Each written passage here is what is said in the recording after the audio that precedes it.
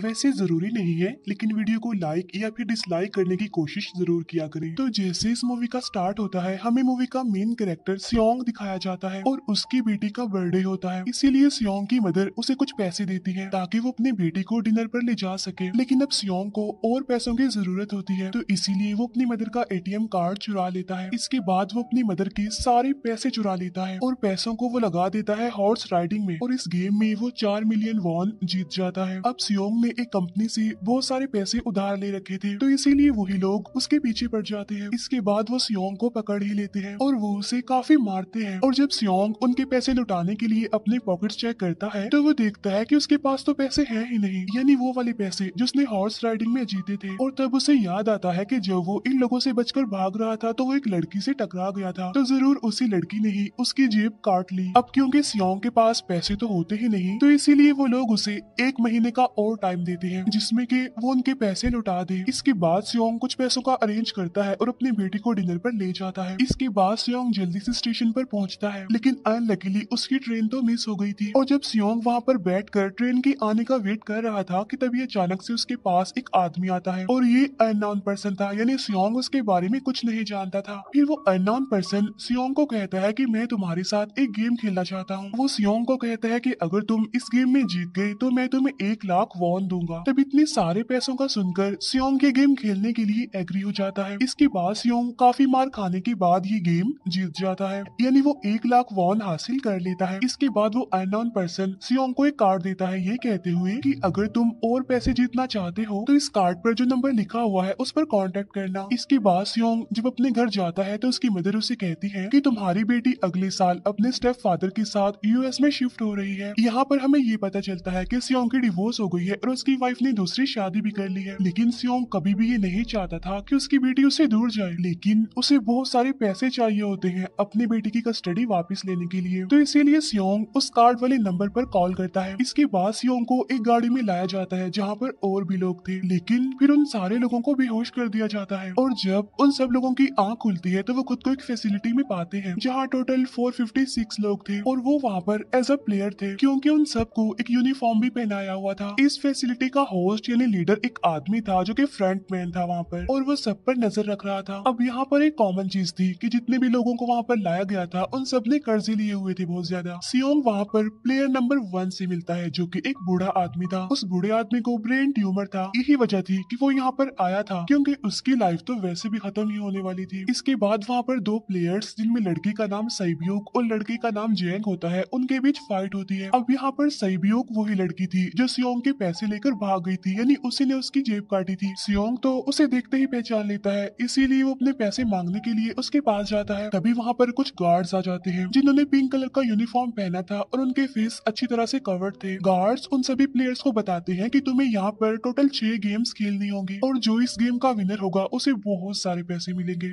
इसके बाद उन सबसे एक कॉन्ट्रैक्ट पर साइन करवाया जाता है, और इस कॉन्ट्रैक्ट के 3 मेन रूल्स थे। पहला रूल ये कि कोई भी प्लेयर अपनी मर्जी से गेम को छोड़कर नहीं जा सकता। दूसरा रूल ये होता है कि जो भी प्लेयर खेलने से मना करेगा तो उस प्लेयर को एलिमिनेट कर दिया जाएगा, और उनके मुताबिक एलिमिनेट का मतलब क्या था ये तो हम आगे ही जानेंगे। गेम का तीसरा रूल ये था कि अगर मेजोरिटी इस गेम को खेलना नहीं चाहती तो वो इस गेम को छोड़कर जा सकते हैं। इसके बाद उन सबको गेम के लिए ले जाया जाता है। अब यहाँ पर सियोंग अपने क्लासमेट सैंगवू से भी मिलता है जो कि उसे बचपन से जानता था। सियोंग उसे वहाँ पर देखकर काफी हैरान होता है क्योंकि वो तो किसी बिजनेस के लिए आउट ऑफ कंट्री चला गया था। अब पहले गेम के लिए वहाँ पर एक काफी बड़ी डॉल थी, और इस गेम का रूल काफी सिंपल था, और वो ये था कि डॉल जब भी गाना गाएगी उन सबको आगे बढ़ना है, और जैसे ही वो गाना गाना बंद करेगी तो उन सबको रुक जाना है और मूव नहीं करना है, और अगर कोई हिल गया तो उसे एलिमिनेट कर दिया जाएगा। अब स्टार्टिंग में तो ये सब कुछ उन्हें किसी प्रैंक की तरह लग रहा था, लेकिन जब एक लड़का हिल जाता है तो उसे शूट करके मार दिया जाता है, और यही होता है एलिमिनेट का मतलब, यानी उन्हें मार दिया जाएगा। अब ये देखकर वो सारे लोग काफी घबरा जाते हैं और उन्हें पता चल चुका था कि वो खतरे में है, इसीलिए लोग डरते हुए पैनिक करते हुए इधर उधर भागने लगते हैं। लेकिन अब क्योंकि गेम का रूल था, इसीलिए जो भी हिलता है उसे मार दिया जाता है और जितने भी सर्वाइवर होते हैं वो किसी न किसी तरह इस गेम को कंप्लीट कर ही लेते हैं। लेकिन जो लोग मर जाते हैं उनकी डेड बॉडीज को वहां से ले जाया जाता है और अब 456 प्लेयर्स में से सिर्फ 255 ही रह गए थे। अब क्योंकि वो सारे प्लेयर्स इतना ज्यादा डर जाते हैं कि अब कोई भी गेम खेलना नहीं चाहता था। लेकिन जैसा कि रूल नंबर 3 था कि अगर मेजोरिटी चाहे तो वो ये गेम स्किप कर सकती है, तो इसीलिए उनका लीडर यानी फ्रंटमैन वोटिंग करवाता है। लेकिन इससे पहले उन्हें प्राइज मनी दिखाई जाती है, यानी जो विनर को मिलेगी। लेकिन इन केस अगर कोई गेम को छोड़कर चला जाएगा तो ये सारे पैसे मरे हुए प्लेयर्स की फैमिलीज को मिल जाएंगे और ये prize money total 45 billion won होती है। इसके बाद वोटिंग करवाई जाती है जिसमें मेजोरिटी इस गेम को खेलना नहीं चाहती थी, तो इसीलिए गेम को यहीं पर स्टॉप कर दिया जाता है। लेकिन अगर कभी फ्यूचर में वो लोग चाहें तो इस गेम को रीज्वाइन कर सकते हैं। इसके बाद सभी लोगों को उनके घरों पर छोड़ दिया जाता है। नेक्स्ट डे सियोंग पुलिस स्टेशन जाता है और वहाँ पर वो पुलिस को सारी बात बता देता है, लेकिन उन लोगों को सियोंग की बातों पर यकीन नहीं होता और उल्टा वो लोग उसे पागल समझने लग जाते हैं। इसके बाद सियोंग उन्हें वही वाला कार्ड दिखाता है, लेकिन हैरान कर देने वाली बात तो ये है कि उस पर जो नंबर था वो रॉन्ग था। इसके बाद सियोंग जब घर जाता है तो उसकी मदर वहाँ पर नहीं होती। उधर सियोंग का क्लासमेट सेंगवू अपनी मदर को छुप कर देख रहा होता है और तभी वहाँ पर सियोंग भी आ जाता है। यहाँ पर सेंगवू अपसेट होते हुए सियोंग को बताता है कि मेरे ऊपर 6 बिलियन का कर्ज है। वो बताता है कि मैंने क्लाइंट्स के पैसे लेकर स्टॉक मार्जिन में लगा दिए थे, लेकिन अनलकीली वो सारे पैसे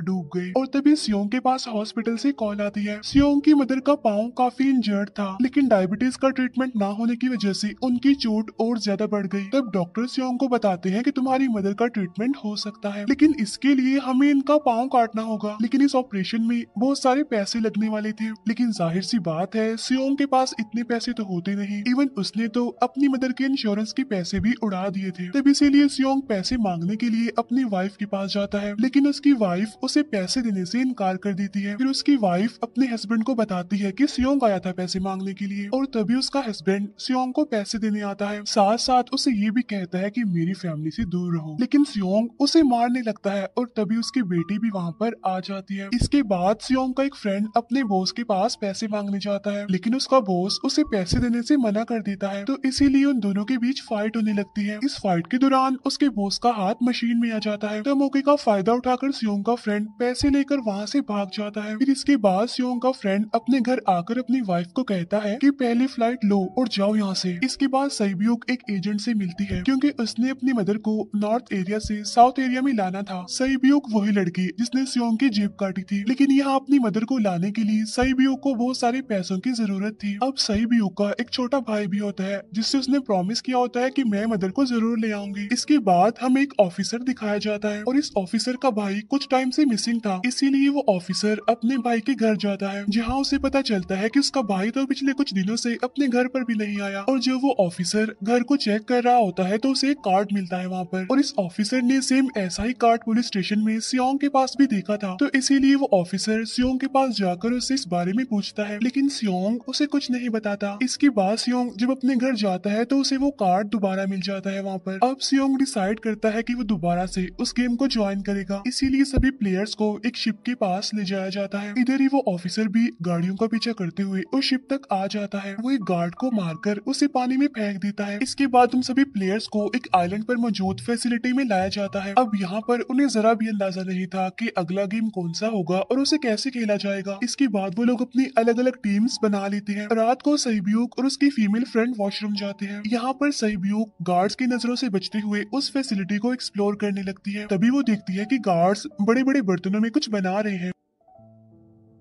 लेकिन अब क्योंकि गार्ड्स को शक हो जाता है तो ये गार्ड वॉशरूम्स को चेक करने के लिए आता है, लेकिन तब तक सईब्यूक वापस आ चुकी थी। इसके बाद सईब्यूक अपनी फीमेल फ्रेंड को सारी बात बता देती है जो उसने देखा था, लेकिन यहाँ पर सेंगवू उन दोनों की बातें सुन लेता है और वो इस बारे में सईब्यूक से पूछता है, जिस पर सईब्यूक बताती है कि वो बड़े बड़े बर्तनों में कुछ पका रहे थे। इसके बाद उन सभी प्लेयर्स को प्ले ग्राउंड में लाया जाता है, जहाँ पर उनके सामने 4 शेप्स थी। 4 शेप्स में से उन्होंने किसी एक शेप को चूज करना था। अब यहाँ पर सेंगवू को पता चल जाता है है कि गेम क्या है और क्या करना है हमें। सेंगो सियोंग को बताता है कि सबने अलग अलग शेप्स को चुनना है। इसके बाद उन सभी को एक छोटा सा बर्तन दिया जाता है जिसमें की शेप्स बनी होती है। अब गेम उनकी ये होती है कि उन्होंने किसी तरह उस शेप को बाहर निकालना है बगैर डैमेज किए, लेकिन अगर शेप जरा से भी खराब हो गई तो उन्हें एलिमिनेट कर दिया जाएगा, यानी मार दिया जाएगा। अब यहाँ पर सेंगवू तो इजिली उस शेप को निकाल लेता है, लेकिन सियोंग इतना ज्यादा घबरा जाता है कि उसकी हालत खराब होने लगती है, लेकिन फिर वो किसी ना किसी तरह करके इस गेम को भी जीत लेता है। इसके बाद उन सबको वापस से रूम में लाया जाता है। अब यहाँ पर 187 प्लेयर्स वापस आए थे, जिनमें से अब सिर्फ 108 ही रह गए थे। इसके बाद उन सबको खाने के लिए ले जाया जाता है, लेकिन खाने की वजह से जैंग की एक लड़के से फाइट हो जाती है, जहाँ पर जैंग उस लड़के को इतना ज्यादा मारता है कि वो मौके पर ही मर जाता है। इधर ही हम देखते हैं कि उन प्लेयर्स में से एक डॉक्टर होता है जो गार्ड्स के साथ मिलकर मरे हुए लोगों के ऑर्गन्स निकाल कर उन्हें चाइनीज को बेचने का काम करता है। इसीलिए जब भी डेड बॉडीज को ले जाया जाता है तो वो डेड बॉडीज को गायब कर लेते हैं, क्योंकि ये सब कुछ एक प्लान के अकॉर्डिंग चल रहा था, क्योंकि ये सारा कुछ फ्रंट मैन से छुप कर हो रहा था। यही वजह थी कि कंट्रोल रूम में भी उन्होंने अपना ही एक आदमी बिठाया हुआ था जो कि उन लोगों की सारी वीडियो फुटेज डिलीट कर देता था, और गार्ड्स तो डॉक्टर को गेम के बारे में पहले ही बता देते थे ताकि वो सरवाइव कर सके। यहाँ पर एक गार्ड उसी प्लेयर डॉक्टर को बताता है कि आज हमने प्लेयर्स को जानबूझकर खाना कम दिया है ताकि वो आपस में लड़ने लगे, जिससे होगा ये कि सारे वीक प्लेयर्स गेम से आउट हो जाएंगे। साथ ही गार्ड डॉक्टर को अपनी अगली गेम के बारे में बता देता है। अब 30 मिनट के बाद वहाँ पर लाइट्स ऑफ होने वाली थी। अब यहाँ पर सेंगवू को पता था कि सियोंग की टीम जरूर कोई उल्टा काम करेगी, इसीलिए वो उस टीम को अपने पास बुलाकर उन्हें रिलैक्स रहने के लिए कहता है। उधर वो जो डॉक्टर प्लेयर होता है वो जैंग की टीम में शामिल हो जाता है। यहाँ पर डॉक्टर जैंग को बता देता है कि अगला गेम क्या होने वाला है। इसके बाद लाइट्स ऑफ हो जाती है और जैंग अपनी टीम के साथ मिलकर बाकी सभी को मारने लगता है। जैंग एक लड़की को मारकर सईब्यू को मारने जाता है, लेकिन तभी सियोंग उसे बचा लेता है। इसके बाद गार्ड्स वहाँ पर आकर उन सभी को रोक लेते हैं और अब टोटल 80 लोग रह गए थे। इसके बाद उन सभी को तीसरे गेम के लिए ले जाया जाता है और यहाँ पर उन्हें 10-10 प्लेयर्स की एक टीम बनाने के लिए कहा जाता है, और वो लोग ऐसा ही करते हैं, अपनी अपनी टीम बना लेते हैं। अब क्योंकि जैंग को अगली गेम के बारे में पहले ही पता होता है, इसीलिए वो सईब्यू की फीमेल फ्रेंड को अपनी टीम में नहीं रखता और वो अपनी टीम में सिर्फ मर्दों को ही रखता है। इसके बाद सेंगवू भी अपनी एक टीम बना लेता है। अब क्योंकि उन्हें एक प्लेयर की जरूरत थी तो इसीलिए सईब्यू की फीमेल फ्रेंड उनकी टीम में शामिल हो जाती है, और ये गेम असल में टग ऑफ वॉर का होता है, यानी उन्होंने अपने सामने वाली टीम को नीचे गिराना था। इसके बाद गेम स्टार्ट हो जाती है और जैंग की गेम बड़ी आसानी से इस गेम को जीत लेती है। इसके बाद बारी होती है सेंगवू की टीम की। तब प्लेयर नंबर 1 यानी वो बूढ़ा आदमी कहता है कि मैंने अपनी जिंदगी में बहुत सारी टग ऑफ वॉर्स खेल रखी है, इसीलिए वो उन सबको गाइड करता है कि इस गेम को कैसे जीतना है।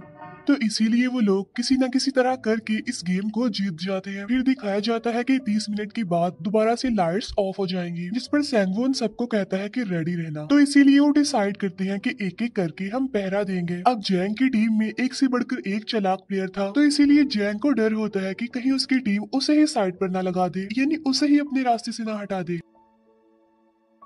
दूसरी तरफ डॉक्टर और गार्ड्स मिलकर डेड बॉडी की ऑर्गन्स निकाल रहे होते हैं और इन ऑर्गन्स को डिलीवर करने जाना था गार्ड नंबर 28 एंड 29। तब वो सभी एक डेड बॉडी के बारे में बातें करने लगती हैं जिसकी सिर्फ एक किडनी थी और वो उसे ज़ॉम्बी कह रहे थे। अब यहाँ पर जो गार्ड नंबर 29 था, यानी जिसने वो ऑर्गन्स डिलीवर करने जाने थे, वो कोई और नहीं बल्कि वो ऑफिसर था जो गार्ड के बेस में वहाँ पर आया था, और ये सब बातें सुनकर उसे शक होता है कि शायद ये लोग मेरे भाई की बात कर रहे हैं क्योंकि उसकी भी एक ही किडनी थी। इसके बाद नंबर 28 और 29 यानी वो ऑफिसर ऑर्गन को डिलीवर करने के लिए चले जाते हैं। रास्ते में वो ऑफिसर नोटिस करता है कि टनल में तो बॉम्ब लगा हुआ है। तब नंबर 28 उसे बताता है कि जब हम यहाँ से बाहर निकलेंगे तो इस जगह को ब्लास्ट कर दिया जाएगा। अब यहाँ पर वो ऑफिसर नंबर 28 से और इन्फॉर्मेशन लेने की कोशिश करता है, इसीलिए नंबर 28 को उस पर डाउट होने लगता है, इसीलिए वो उस ऑफिसर को अपना फेस दिखाने के लिए कहता है। अब यहाँ पर वो ऑफिसर अपना फेस भी दिखा देता है, साथ साथ वो नंबर 28 पर गन पॉइंट भी कर देता है। साथ साथ वो ऑफिसर उससे एक किडनी वाली आदमी के बारे में पूछता है कि वो कौन है जिसे तुम ज़ॉम्बी कहते थे, जिस पर वो नंबर 28 उससे कहता है कि वो तो एक लड़की थी। अब यहाँ पर नंबर 28 उस ऑफिसर को कहता है कि तुम लीडर के रूम में जाकर सारी इन्फॉर्मेशन देख सकते हो, वहाँ पर सबका डाटा है। ये जानने के बाद वो ऑफिसर नंबर 28 को मार डालता है। उधर वो डॉक्टर गार्ड से अगली गेम के बारे में पूछता है, लेकिन इस बार गार्ड्स को भी अगली गेम के बारे में पता नहीं होता। तब इसीलिए डॉक्टर को गुस्सा आ जाता है और वो एक गार्ड को पकड़ लेता है और उनकी फाइट होने लगती है। इसी फाइट में डॉक्टर उस गार्ड को मार कर वहाँ से भाग जाता है। इसके बाद एक गार्ड भी उसका पीछा करता है और वो दोनों प्लेग्राउंड में आ जाते हैं। यहाँ पर गार्ड डॉक्टर को अपनी बातों में फंसा कर उसे मारने वाला होता है, लेकिन तभी लीडर यानी फ्रंटमैन आकर उसे मार डालता है और बाद में वो उस डॉक्टर को भी मार डालते हैं। साथ साथ इन्हीं वहीं पर नंबर 28 की डेड बॉडी भी मिल जाती है, जिससे इन्हें ये पता चल जाता है कि फैसिलिटी में कोई घुस गया है। उधर वो ऑफिसर लीडर यानी फ्रंटमैन के रूम तक पहुंच जाता है। तब वो चेक करते करते एक ऐसे रूम में जाता है जहाँ पर सबके रिकॉर्ड्स थे, और जब वो ऑफिसर रिकॉर्ड चेक कर रहा होता है तो उसे सभी विनर्स की एक लिस्ट मिलती है, जिसमें उसके भाई का भी नाम था, यानी वो भी कभी विनर था। उधर सभी प्लेयर्स को फोर्थ गेम के लिए ले जाया जाता है, जहाँ पर उन सबको अपना अपना पार्टनर चुनने के लिए कहा जाता है, और वो प्लेयर्स करते भी ऐसा ही है, अपना अपना पार्टनर चुन लेते हैं। सहयोग की फीमेल फ्रेंड भी अपना पार्टनर ढूंढने की कोशिश करती है, लेकिन कोई भी उसका पार्टनर बनने को तैयार ही नहीं था। इसके बाद सभी प्लेयर्स को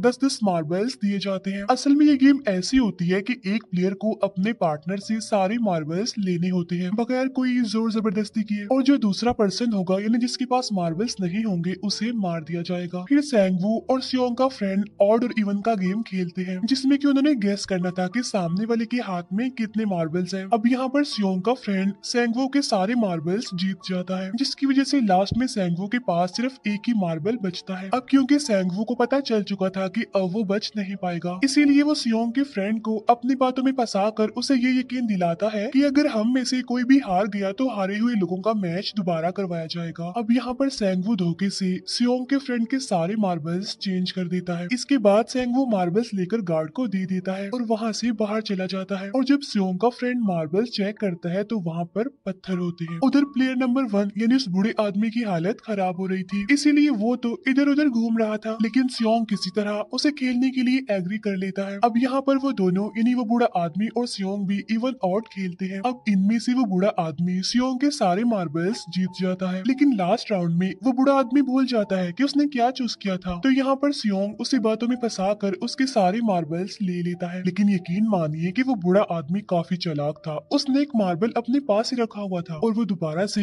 इधर उधर घूमने लगता है। अब यहाँ पर सियोंग उसे रिक्वेस्ट करता है कि प्लीज मेरे साथ एक और गेम खेलो ना। तब यहाँ पर वो बूढ़ा आदमी कहता है कि मुझे पता है कि तुमने सारे मार्बल्स धोखे से लिए हैं मुझसे। वो कहता है कि मुझे सब पता था, बस मैं पागल बनने की एक्टिंग कर रहा था।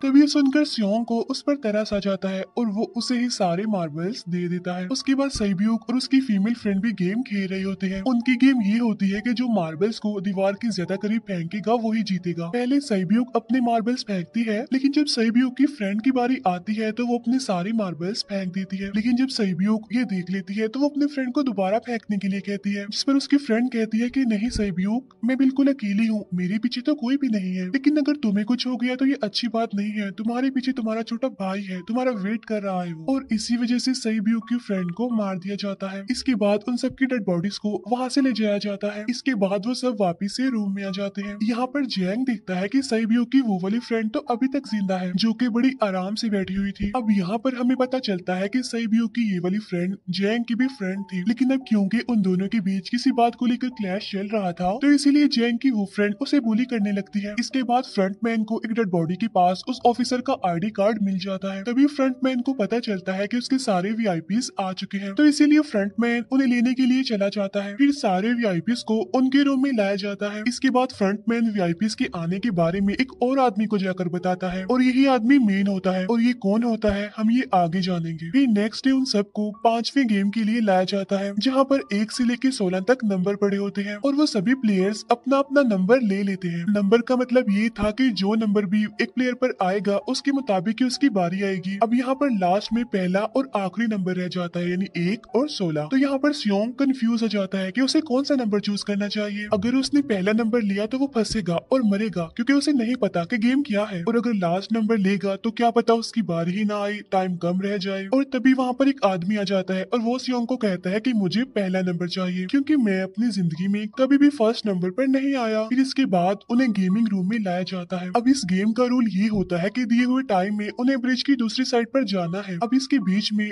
दो तरह के ग्लास लगे होते हैं, एक तो होता है आम ग्लास और एक होता है टेम्पर्ड ग्लास। आम ग्लास पर पाँव रखते ही वो टूट जाएगा और वो लोग नीचे गिर जाएंगे। इसके बाद गेम स्टार्ट हो जाता है और वो लोग एक एक करके मरने लगते हैं। फिर एक टाइम ऐसा आता है जब जैंग सबके सामने होता है और वो आगे ही नहीं बढ़ रहा होता। अब उनके पास एक ही रास्ता था, या तो वो आगे जाए या सारे ही मर जाएं। और तभी जैंग के सामने उसकी वही फ्रेंड आ जाती है जो उसे बुली कर रही थी, और वो जैंग को कहती है कि मैंने तुम्हें कहा था कि जिस दिन तुमने मुझे धोखा दिया मैं तुम्हें मार दूंगी। इसके बाद वो जैंग को पकड़ लेती है और उसे लेकर नीचे कूद जाती है, जिसकी वजह से उन दोनों की मौत हो जाती है। अब वहाँ पर एक आदमी था जो कि ग्लास कंपनी में काम करता था और उसे पता था कि टेम्पर्ड ग्लास कौन सा है, लेकिन जब फ्रंट मैन को इस बात का पता चल जाता है तो वो लाइट्स ऑफ करवा देता है ताकि वो ग्लास को पहचान ही ना पाए। अब लास्ट में एक ही स्टेप बचता है और उनके पास तो टाइम ही नहीं था, इसीलिए सेंगवू उस आदमी को धक्का दे देता है। तो यहाँ पर सेंगवू, सियोंग और सैब्यूक ब्रिज को पार कर लेते हैं, लेकिन ग्लास टूटने की वजह से उन्हें काफी चोट लग जाती है, खास तौर पर सैब्यूक को।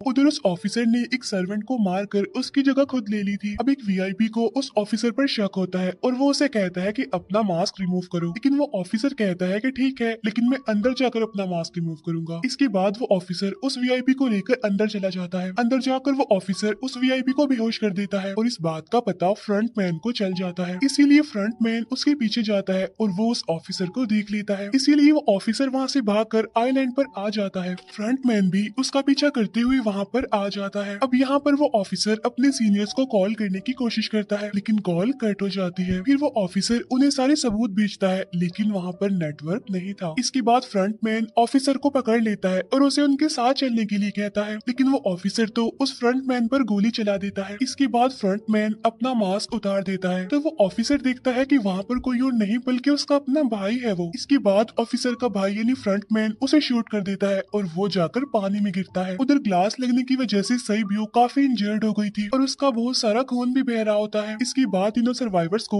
डिनर के लिए ले जाया जाता है और उनके पास एक एक नाइफ भी रख दिया जाता है, मतलब रात में उन तीनों में से कोई भी एक दूसरे को मार देगा। तभी सियोंग नोटिस करता है कि सैब्यूक की हालत काफी खराब है, इसीलिए वो सैब्यूक को कहता है कि फिक्र मत करो, हम दोनों साथ हैं और इस गेम में हम दोनों मिलकर सेंगवू को हरा देंगे। इसके बाद हम दोनों यहाँ से बाहर निकल जाएंगे और पैसों को आधा आधा डिवाइड कर लेंगे। सैब्यूक उसे बताती है कि मेरा एक छोटा भाई है जिसे मैं ऑर्फनेज में छोड़कर आई हूँ, और अगर हम दोनों में से कोई भी जिंदा बचकर बाहर जाएगा तो उसे उन दोनों की फैमिलीज का ख्याल रखना होगा। अब सैब्यूक की हालत काफी खराब थी, उसे डॉक्टर की जरूरत थी, इसीलिए सियोंग कोई मदद लाने के लिए जाता है, लेकिन जब तक वो वापस आता है तब तक सेंगवू सैब्यूक को मार चुका था। फिर नेक्स्ट डे उन दोनों को गेम नंबर 6 यानी लास्ट गेम के लिए ले जाया जाता है। गेम का रूल बड़ा ही सिंपल था कि मार दो या मर जाओ, और इस गेम का नाम होता है स्क्विड गेम। इसके बाद गेम स्टार्ट हो जाती है और उन दोनों के बीच काफी फाइट होती है, लेकिन लास्ट में सेंगवू की हालत खराब होने लगती है। तभी सियोंग कहता है कि मैं इस गेम को रोकना चाहता हूँ, और तभी सियोंग सेंगवू को उसके साथ चलने के लिए कहता है, लेकिन सेंगवू तो अपने आप को ही मार डालता है, जिसकी वजह से सियोंग गेम जीत जाता है। फिर फ्रंट मैन सियोंग को कहता है कि तुम बहुत अच्छा खेले, लेकिन मुझे इसकी उम्मीद नहीं थी। इसके बाद सियोंग को उसके घर पर छोड़ दिया जाता है और उसके पास एक एटीएम कार्ड भी था, और जब सियोंग उस एटीएम कार्ड को जाकर चेक करता है तो वो दिखता है कि सारे पैसे उसके अकाउंट में भेज दिए जाते हैं। इसके बाद सियोंग अपने घर जाता है, लेकिन तब तक उसकी मदर की डेथ हो जाती है। इसके बाद हमें 1 साल बाद का सीन दिखाया जाता है,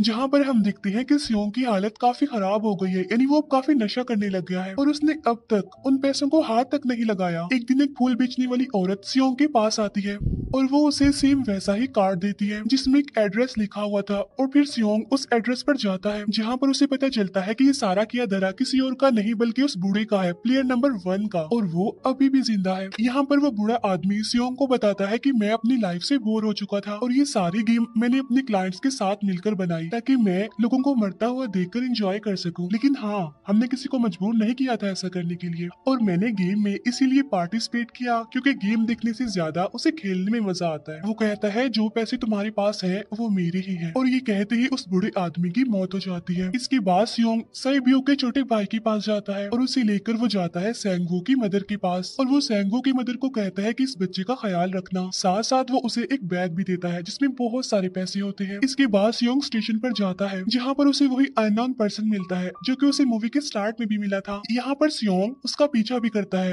लेकिन तब तक वो भाग चुका था। फिर सियोंग उस कार्ड वाले नंबर पर कॉल करता है और वो पूछता है कि तुम लोग कौन हो और लोगों के साथ ऐसा क्यों कर रहे हो, क्यों खेल रहे हो लोगों की जिंदगी से। लेकिन आगे से उसे रिस्पॉन्स आता है कि सियोंग, अगर तुमने जिंदा बचना है तो प्लेन में चढ़ जाओ। और इसी के साथ ही मूवी यहीं पर एंड हो जाती है। Thank you for watching.